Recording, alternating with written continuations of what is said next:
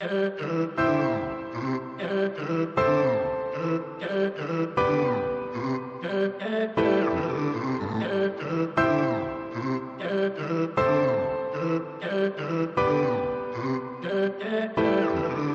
yılgırır, ılıklı durmuş.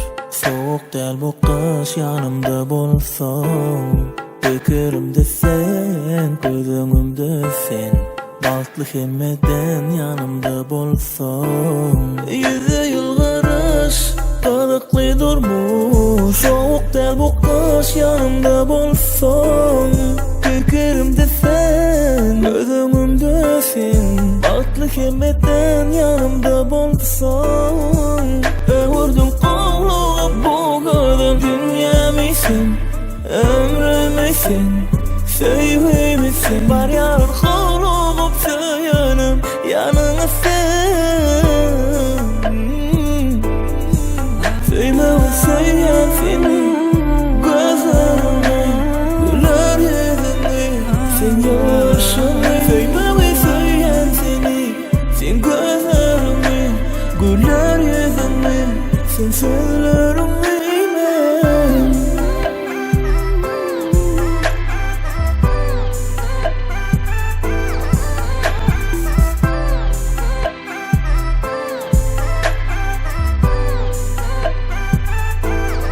Günlerim yaktı, gecelerim yaktı.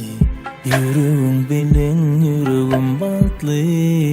Canım bu tenen, canımın senin. Kim zat yok bende yanımda bulsan.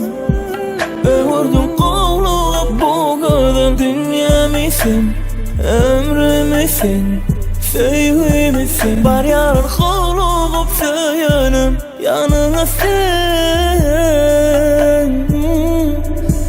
Söyle ve söyleyen seni, gözlerimi, güler yüzünü, sen yaşını. Söyle ve söyleyen seni, sen gözlerimi, güler yüzünü, sen söylerim bilmem. Söyle ve söyleyen seni, gözlerimi, güler yüzünü, sen yaşını.